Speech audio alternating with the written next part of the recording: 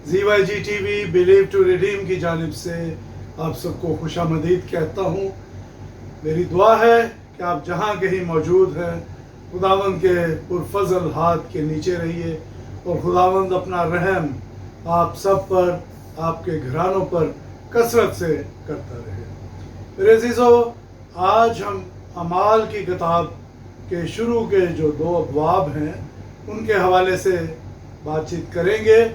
अमाल की किताब जो है, या इसे रसूलों के अमाल कहा गया, ये लूका तबीब की मार्फत इस किताब को लिखा गया। उन्होंने इस किताब को रसूलों के अमाल को लिखा और इसको इंग्लिश में देखें तो इसको एक्ट्स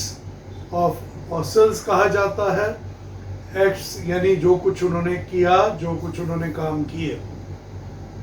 अमाल की किताब पाक रूह के नज़ूल के हवाले से और शागिर्दों के उस काम को बयान करती है जो उन्होंने खुदावंद यीशु मसीह की तालीम पर अमल करते हुए किए। जैसा कि खुदावंद यीशु मसीह ने उन्हें कहा कि मैं तुम्हारे लिए एक मददगार भेजूंगा, ठीक है, और वो मददगार जो है वो रूह कुदस था। और जब हम इस किताब को इसको पढ़ते हैं, इसका मुतालिया करते हैं, तो इसमें तमाम वो बातें बयान की गई हैं कि खुदावंद यीशु मसीह जब आसमान पर उठाए गए तो वहाँ पर मौजूद जो लोग थे उन्होंने शागिर्दों को कहा कि ऐ गलीली मर्दो, तुम क्या देख रहे हो? यही कुछ तुम बाद में भी देखोगे जब खुदावंद यीशु मसीह इसी तरह लौट कर आएगा। और यहाँ पर मैं ये भी बताता चलूँ कि खुदावंद यीशु मसीह के जितने शागिर्द थे उनका ताल्लुक भी गलील से था, मासवाए यहूदा के, जिसने खुदावंद यीशु मसीह को पकड़वाया था। तो हम देखते हैं इस किताब में कि 120 की जमात थी जो इकट्ठे होकर खुदावंद की परस्तिश और सताइश करते थे, जिसमें तमाम शागिर्द शामिल थे, जिसमें मरियम मगदलीनी का जिक्र है, यसू की माँ मरियम का जिक्र है, और मतलब इस तरीके से ये, और फिर उनके पास जो लोग इकट्ठे हुए जो मुख्तलिफ ममालिक से थे, जो तकरीबन 17 ममालिक के लोग थे, और उनके अगर हम नाम देखें, उन मुल्कों के नाम देखें, तो वो मैं आपके साथ शेयर करता हूँ। कलाम अक़दस में लिखा है कि ये जो लोग थे, ये दूसरा बाब है, अमाल की किताब का दूसरा बाब है। यहाँ पर लिखा है, और सब हैरान और मुताज्जिब होकर कहने लगे, देखो ये बोलने वाले क्या सब गलीली नहीं? ये दूसरा बाब और उसकी 6ठी आयत से मैं पढ़ रहा हूँ। फिर क्यों कर हम में से हर एक अपने अपने वतन की बोली सुनता है, हालांकि हम पार्थी और मादी और इलामी और मेसोपोटामिया और यहूदिया और गुप्तिकिया और पैंतुस और आसिया और फ्रूगिया और पंफिलिया और मिस्र और लबुआ के इलाके के रहने वाले हैं जो करीने की तरफ है, और रूमी मुसाफिर, ख्वाह यहूदी ख्वाह उनके मुरीद और क्रीती और अरब हैं, मगर अपनी अपनी जुबान में उनसे खुदा के बड़े बड़े कामों का बयान सुनते हैं। और सब हैरान हुए और घबरा कर एक दूसरे से कहने लगे कि ये क्या हुआ चाहता है। मेरे अजीजों, ये 17 ममालिक के लोग थे जब खुदा उनका पाक रूह उस 120 की जमात पर नाजिल हुआ। और कलाम अक़दस में लिखा है दूसरे बाब की शुरू की आयत में कि वहां पर आसमान से ऐसे जोर की आवाज आई, आंधी का सन्नाटा होता है, और यकायक आसमान से ऐसी आवाज आई जैसे जोर की आंधी का सन्नाटा होता है, और उससे सारा घर जहां वो बैठे थे गूंज गया, और उन्हें आग के शोला की सी पड़ती हुई जुबानें दिखाई दी, और उनमें से हर एक पर आ ठहरी। यहाँ पर खुदा उनके पाक रूह का नजूल हुआ 120 की जमात पर, जिसमें 17 ममालिक के लोग थे और جیسے لکھا ہے کہ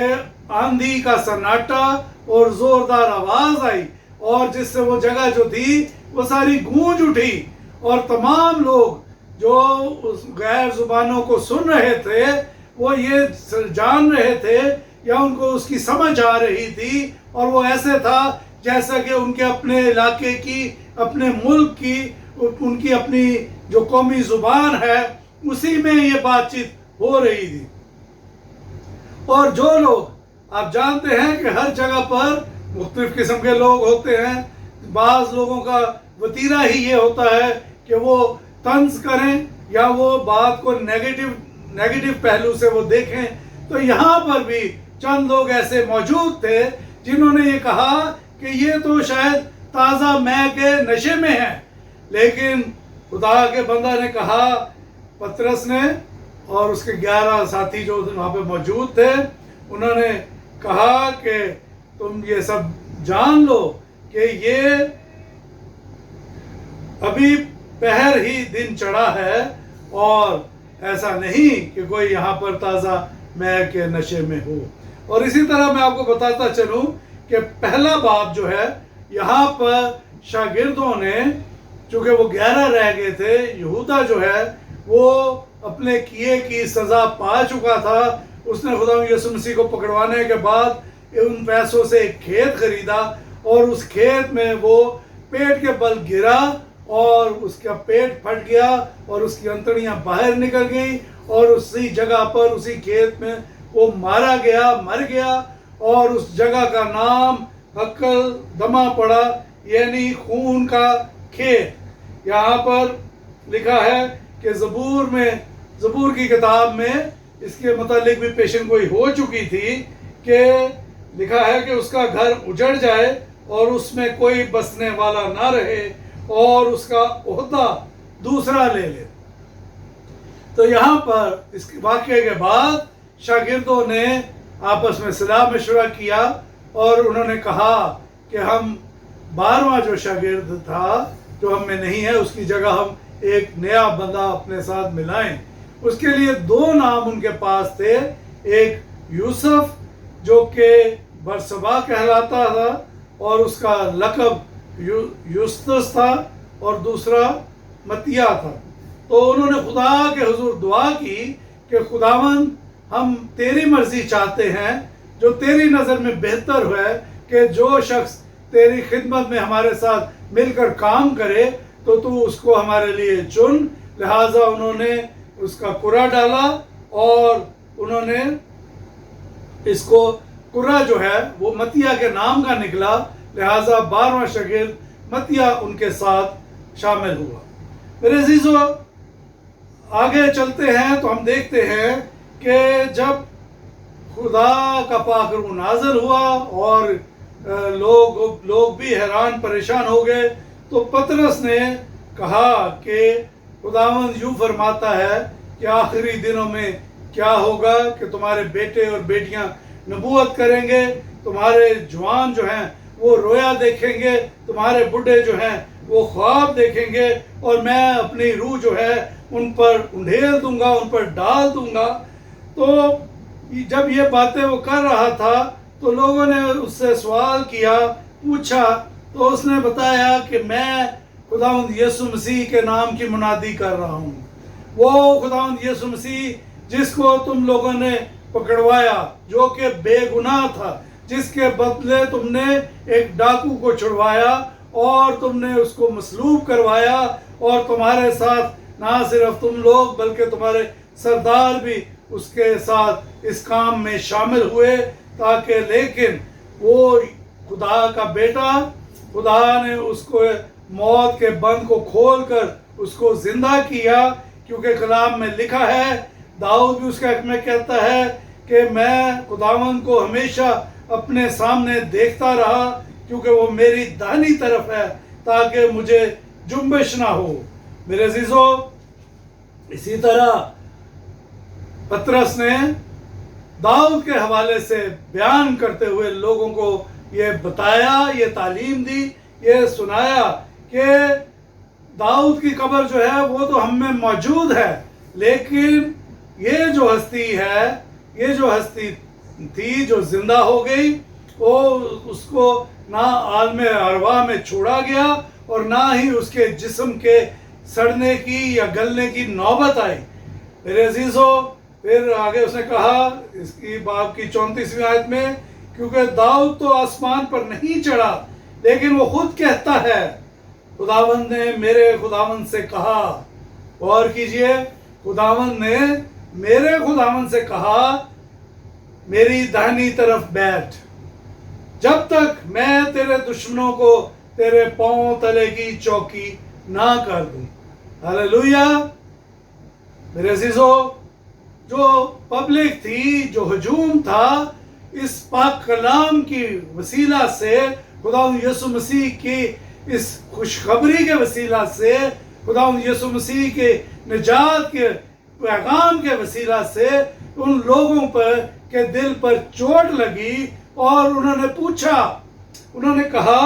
کہ اے بھائیو ہم کیا کریں؟ پترس نے ان سے کہا کہ توبہ کرو اور تم میں سے ہر ایک اپنے گناہوں کی معافی کے لیے مسیح یسوع کے نام پر بپتسمہ لے تو تم روح انعام میں پاؤ گے۔ اور ہم دیکھتے ہیں کہ ان لوگوں نے ایسے ہی کیا، انہوں نے بپتسمہ لیا اور خداوند یسوع مسیح کو اپنا نجات دہندہ قبول کیا،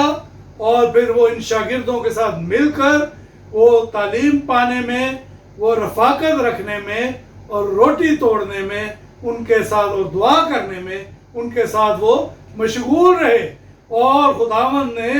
اپنا اتنا فضل، اپنا اتنا رحم ان کے دلوں میں بھرا کہ جو امیر لوگ تھے وہ اپنا مال بیچ بیچ کر آپس میں ایک دوسرے کی ضرورت کو پورا کیا کرتے تھے۔ جو غریب تھے، جو ضرورت مند تھے، وہ جو امیر لوگ تھے اپنا مال بیچ کر ان کی مدد کرتے تھے اور ان کی ضرورت کے موافق ان میں بانٹ دیا کرتے تھے، اور ایک دل اور ایک جان ہو کر ہیکل میں جمع ہوتے تھے، دعا کرتے تھے، گھروں میں روٹی توڑ کر خوشی اور سادہ دلی سے کھانا کھایا کرتے تھے، اور جو نجات پاتے گئے وہ ان کے ساتھ خداوند اور لوگوں کو ملاتا گیا۔ اور آگے ہم چلے پڑھیں تو دیکھتے ہیں کہ یہ جو تعداد تھی یہ 3000 تک پہنچ گئی، یعنی 120 کی جماعت جو ہے وہ رسولوں کے اس اعمال کو دیکھتے ہوئے، رسولوں کے ان ایکٹس کو دیکھتے ہوئے، رسولوں کی اس تعلیم کو دیکھتے ہوئے، ان کے اپنے اچھے نمونے کو دیکھتے ہوئے وہ تعداد جو ہے 120 سے بڑھ کر وہ 3000 تک جا پہنچی۔ آج ضرورت ہے کہ نہ صرف کلام سنائیں، نہ صرف ہم لوگوں کے اچھائی کی تلقین کریں، بلکہ اگر ہماری زندگیوں سے یہ اچھا نمونہ دکھائی نہیں دے گا تو پھر یہ باتیں جو ہیں، یہ جو سنانے والی باتیں ہیں، نہ یہ دلوں پر اثر کرتی ہیں، نہ یہ زندگیوں کو تبدیل کرتی ہیں، نہ یہ کلیسیا میں بڑھوتی کا باعث بنتی ہیں۔ آج ہم دیکھتے ہیں کہ لوگ اپنی جیبیں بھرنے کے اوپر لگے رہتے ہیں۔ آج ہم دیکھتے ہیں کہ لوگ خود سے اپنی پاورز، اپنی ویلیوز، اپنے اثاثے وہ بڑھانے میں مشغول رہتے ہیں۔ وہ یہ نہیں دیکھتے کہ کلیسیا میں اگر کوئی بیمار ہے، کلیسیا میں اگر کوئی بے روزگار ہے تو اس کی کوئی مدد کرنی چاہیے۔ میرے عزیزو، آج کے پاک کلام کے وسیلہ سے خداوند ہم سب کو بڑی برکت دے، اور ہم ان اپنے منجی خداوند یسوع مسیح کی تعلیم کو، اس خوبصورت نمونے کو، اس زندگی کو جو اس نے اس دنیا میں اپنی خدمت کے دوران ہم لوگوں پر عیاں کی، اس سے سیکھیں اور ان شاگردوں کی زندگی سے بھی سیکھیں، اور اپنے لیے اور دوسروں کے لیے ہم باعث برکت بن سکیں، ہماری زندگیوں سے مسیح یسوع کے نام کو عزت اور جلال مل سکے۔ آج کے پاک کلام کے وسیلہ سے خداوند مجھے، میرے گھرانے کو، آپ سب کو، آپ کے گھرانوں کو خداوند بڑی برکت دے۔ آمین۔ شکریہ۔ Thank you for watching. God bless you.